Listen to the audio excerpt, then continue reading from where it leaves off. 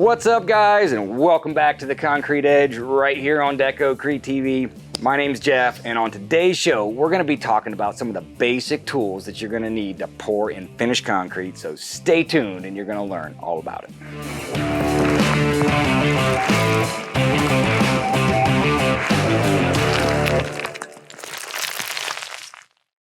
So this is really more of a beginner video, but for those of you guys who've been pouring for a while, who knows, you might see something that you've been missing out on.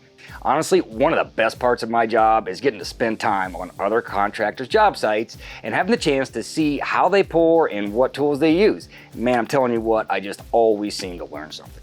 So one of the first things that we're gonna need to pour concrete is something to move it around and into place. Now, I refer to these as rakes, but some people might call them come-alongs or concrete placers.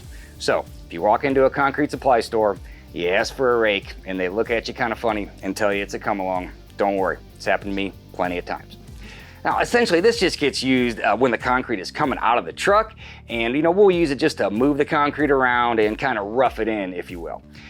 Now, I know that in some parts of the country, people use flat shovels for this part, and please let us know if you have another tool that you guys like to use to just rough in the concrete. Once we have it all roughed in, well, we can start screeding, or what I call straight edging.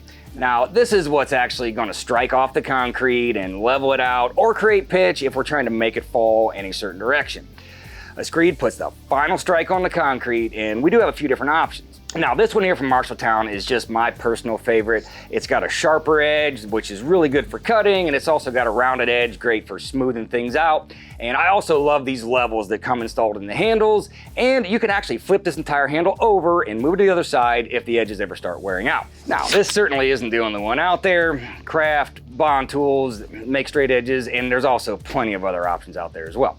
Now, there's also the option of a power screed. Now, I don't personally have tons of experience with power screeds, but most of the contractors that I know that own them say they would never go back to hand screeding. So, what do you guys think about this? Do you prefer hand screeding or power screeding? After that straight edging is done, we're gonna need something to just smooth everything out a little bit and close up all the marks that were made from that straight edge. And the best way to do this is with a float.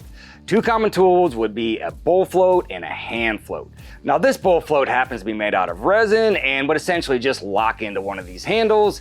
Bowl float handles come in 6 and 8 foot lengths, and they can also all lock together. Now I can stand here, run my bowl float out over that slab, pull it back towards me, and smooth everything out.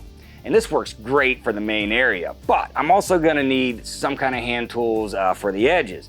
And this is why I'm gonna need a hand float or a mag. Now you can see this is just kind of like the mini version of a bowl float, and these things come in square ends, round ends, it might be made from resin or magnesium and come in all sorts of sizes.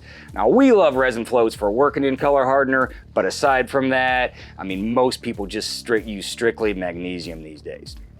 Another thing we might need is an edger, and sometimes it's nice just to put a little bit of a radius on these edges just to soften them up and make them look nice. Now this is just a pretty standard 4x6 inch edger with a 3/8 inch radius, but you can get these in a wide variety of sizes. All I need to do is just run this thing on the inside of my formwork and up against steps or walls. Now, another option for stamped concrete would be one of these little guys here, which is an adjustable groove edger. I can set this groove wherever I want it, and now it's gonna create a border and radius that edge all at the same time. So all the stuff that we've talked about so far is done when the concrete is still pretty wet. But now that the concrete is set up to the point where we're actually ready to start finishing it, well, we're gonna need something to smooth it out a little bit more. So finishing might mean brooming, it might mean troweling or stamping, and for this step it really works best to use tools made out of steel.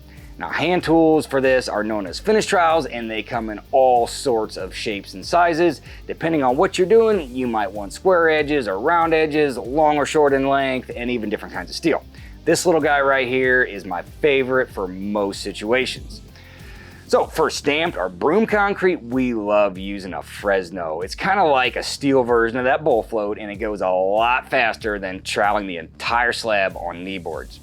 Now, we are gonna need something more than a Fresno, however, if we're gonna actually smooth trowel an entire concrete floor. It could be done by hand on knee boards, but this is where a power trowel really comes in handy, or maybe even a necessity on those really big jobs. One more thing before we finish up would be some scrub brushes like this right here. And I just threw this in at the end because I'm a big stickler on making sure tools are clean so that they're ready to go next time.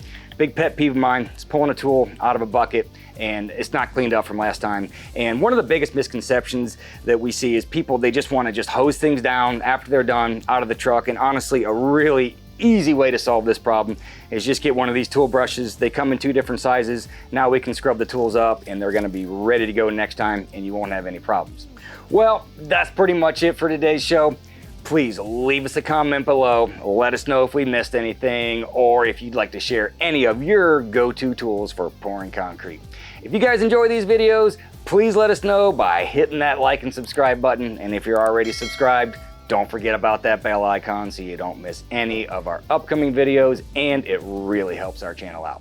So, from all of us here at Deco-Crete TV, thanks for watching, and we'll see you next time.